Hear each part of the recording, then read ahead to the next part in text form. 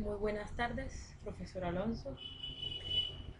En el día de hoy se va a tratar el tema sobre la delegación y la desconcentración en la contratación estatal. Vamos a iniciar hablando de la capacidad y la competencia en la contratación estatal. Entonces, hablaremos de lo siguiente. Capacidad en la concentración estatal. Los servidores con capacidad. Un requisito de validez en la celebración del contrato es la aptitud del sujeto que expresa la voluntad. Como principio general, debemos sentar que para que pueda hablarse de capacidad para celebrar un acto jurídico, se debe tener en cuenta la personalidad jurídica o se debe tener la personería o la personalidad jurídica. Sin embargo, no se ha dado por parte de la Ley 80 de 1993, que es la que hablaremos en todo este entramado, esta capacidad a organismos que no tienen persona jurídica. Entonces, entramos a definir qué es la capacidad, hablando pues de la contratación estatal. La capacidad se define como aquella facultad que tiene el particular para obligarse válidamente en la contratación estatal, de conformidad con las normas que establece el Código Civil, el Código de Comercio y las limitaciones que establece la misma Ley 80 de 1993.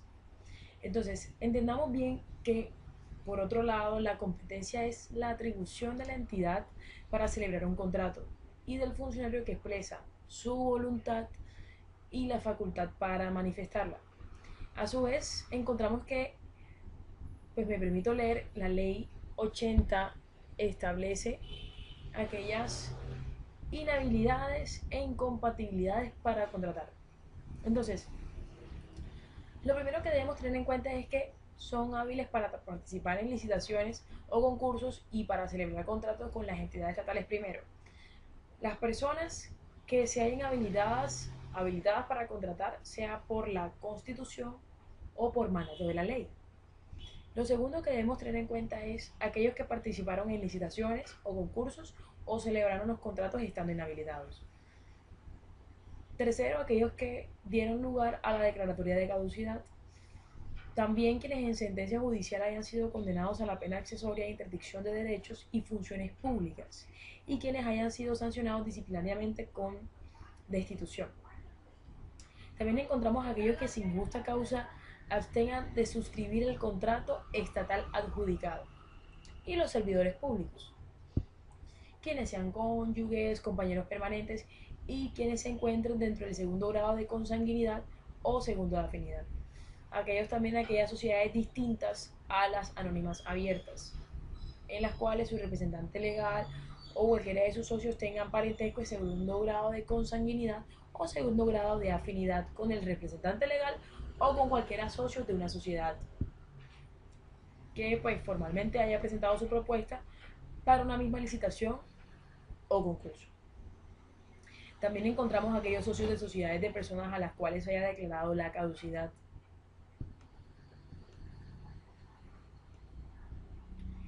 Eh, quienes también están inhabilitados para celebrar contratos estatales con la entidad respectiva. Primero, quienes fueron miembros de la Junta o del Consejo Directivo o servidores públicos en la entidad contratante. También las personas que tengan vínculos, como habíamos hablado anteriormente, vínculos de parentesco, hasta el segundo grado de consanguinidad, segundo de afinidad, o primero de civil con servidores públicos de niveles directivos, asesor o jurídico. El cónyuge, compañero permanente, servidor público a los niveles de asesor, ejecutivo de un miembro de junta o consejo directivo. También encontramos a las corporaciones, asociaciones, fundaciones y sociedades anónimas que no tengan el carácter de abiertas. Y los miembros de las juntas o consejos directivos. Entonces, luego encontramos que gracias a esta capacidad que pues se le atribuye a la personalidad jurídica o a la personalidad jurídica, que es muy bien que sabemos que se deben ostentar con la aptitud, encontramos dos temas que resultan pertinentes abordar, que son la delegación y la desconcentración en la contratación o en materia de contratación estatal. Entonces, hablemos primero de la delegación. La delegación, conforme a la Ley 80 de 1993, concede, en este caso, aquí hablamos de una autorización para delegar en los servidores públicos a aquellos que desempeñen cargos de nivel directivo, ejecutivo o equivalentes. Entonces, en cuanto a la delegación, encontramos que pues la Ley 80 de 1993 concede la autorización para delegar en los servidores públicos que desempeñen cargos de nivel pues directivo, ejecutivo o, como había dicho anteriormente, sus equivalentes. Entonces, conforme al artículo 12 de la Ley 80 de 1993, encontramos un título, un tema que se llama de la delegación para contratar. En este decimos que los jefes y los representantes legales de aquellas entidades estatales pueden delegar total o parcialmente la competencia para celebrar contratos.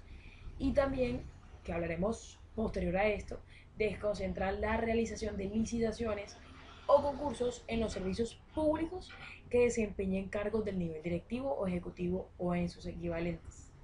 O sea, un ejemplo claro que encontramos de delegación es las funciones de inspección y vigilancia y control, pues son ejercidas por el presidente en su calidad de suprema autoridad administrativa y por tanto pueden ser objeto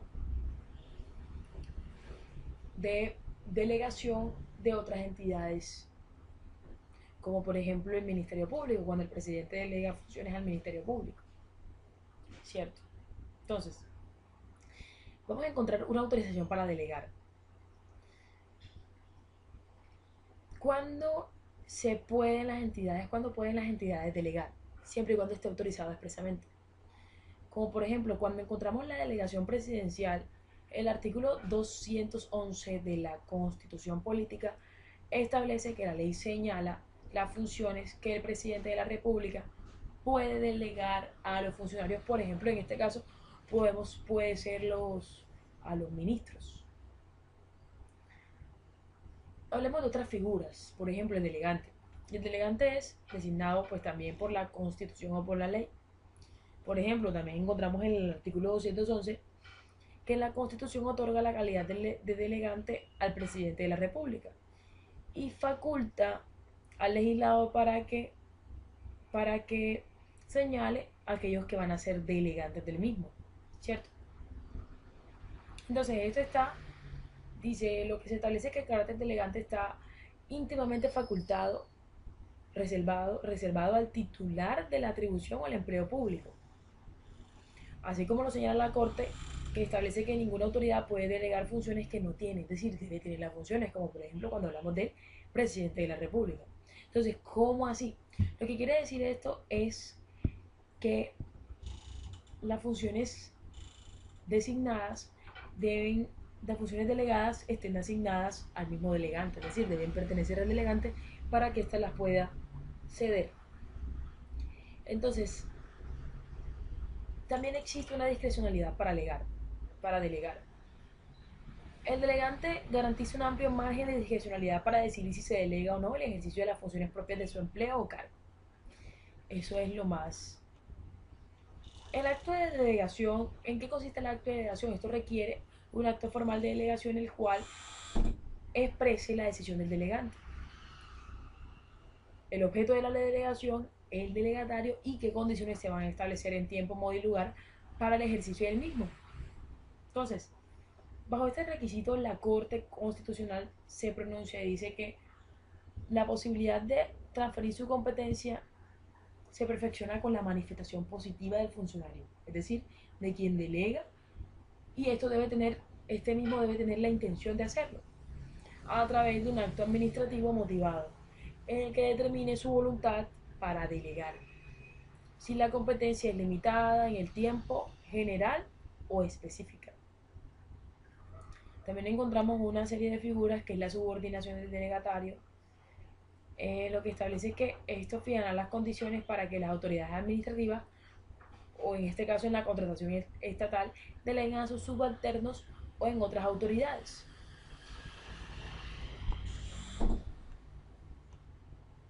Asimismo, el The delegatorio time tendrá unas is decisiones.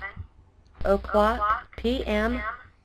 Asimismo, el delegatario tendrá unas decisiones, unos tipos de decisiones, una para el cumplimiento de las funciones del empleo del cual es titular y otras en ejercicio de la competencia delegada para el cumplimiento de las correspondientes funciones del empleo del delegante.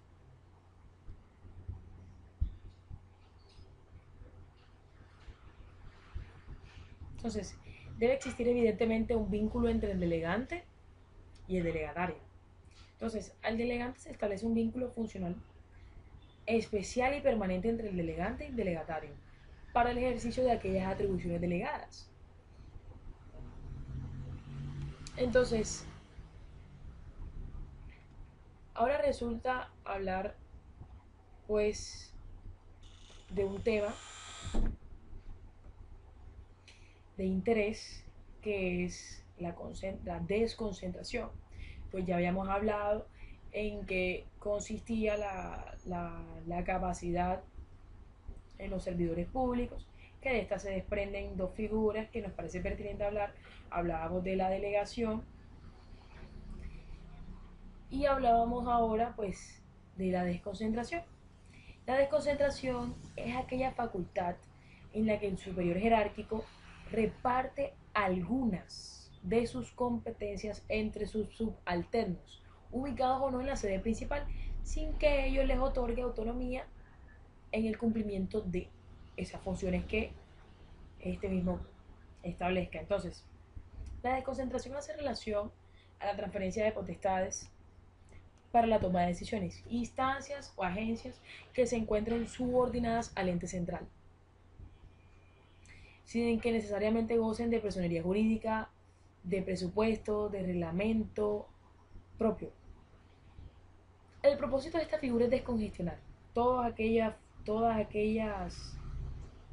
tareas que correspondan, pues en este caso, en la contratación estatal.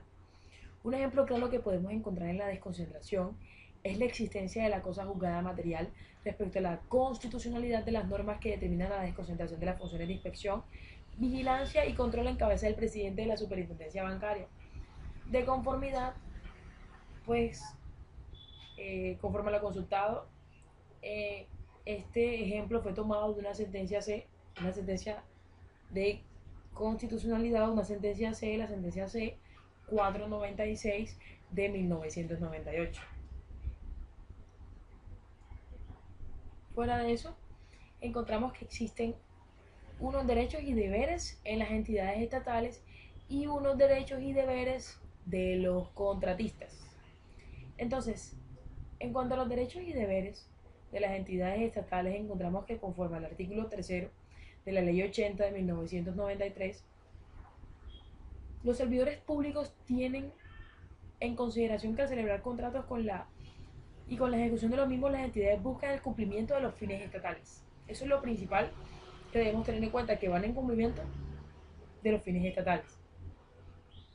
La continua y eficiente prestación de los servicios públicos y la efectividad de aquellos derechos e intereses administrados. Y en la contratación, que colaboren con ello para la consecución de los mismos fines. Entonces,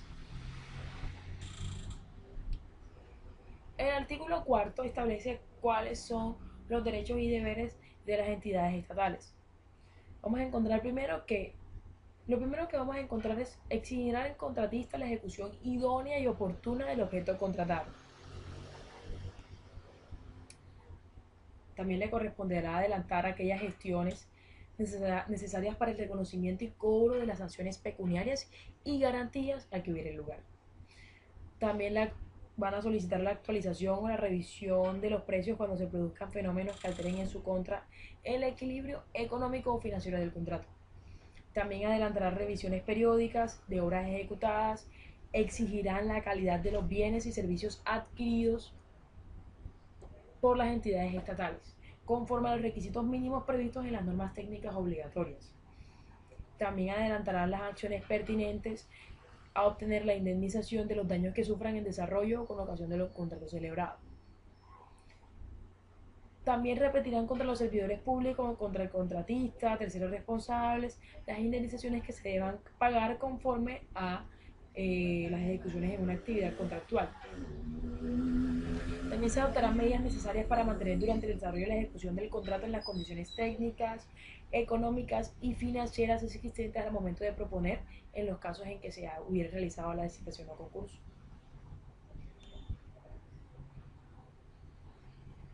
Existen también unos derechos y unos deberes que deben tener los contratistas. Primero, van a tener derecho a recibir oportunamente la remuneración que se haya pactado y el valor de que la misma no se altere o modifique durante la vigencia del mismo contrato.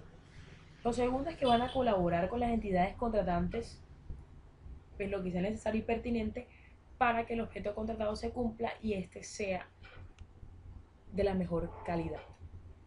Tercero, podrán acudir a las autoridades con el fin de obtener la protección de los derechos derivados del contrato y la sanción para quienes los desconozcan o vulneren. Cuarto, garantizarán la calidad de los bienes y los servicios contratados y responderán por ello. Y por último, no accederán a las peticiones amenazas de quienes actúen por fuera de la ley con el fin de obligarlos a hacer u omitir algún acto o hecho. Entonces, me parece pertinente que hablar también que pues evidentemente esto va muy relacionado con todo lo que veníamos hablando en clase, que son los principios que van muy ligados a la contratación estatal, sobre todo el principio de la transparencia. También hablamos del principio de la responsabilidad y la eficiencia que va junto de la mano con el cumplimiento de los fines del Estado. Es decir, también hablamos, aquí también vemos mucho evidenciado el principio de la economía y de la planeación. Es decir, no solo se debe cumplir con el trabajo, sino que también indemnizar sobre aquellos contratos que no se hayan celebrado de la manera más adecuada y evidentemente cumplir con los fines que establece el Estado, que es finalmente proteger el orden jurídico y también exigir el cumplimiento de los mismos para que exista un eficiente obras o contratos ejecutados bajo la contratación estatal. Entonces, para finalizar, quiero cerrar con una sentencia C, la sentencia C727 del 2000. Esta sentencia lo que establece es, que me parece muy importante, dice: observa la Corte que la delegación y la desconcentración de funciones no se excluyen, por cuanto, como se dijo, el fin de estos dos mecanismos es el mismo: descongestionar los órganos superiores que se encuentran en la contratación o pues también en dado caso en la administración, pero en este caso nos interesa en esta exposición la materia de contratación estatal, facilitar y agilizar la gestión en los asuntos que atañen y se encuentren al servicio de los intereses generales de los ciudadanos. Entonces, finalmente terminamos de confirmar lo que he hablado respecto a los principios que establece la misma, que finalmente es cumplir con los fines que establece el Estado. Muchas gracias.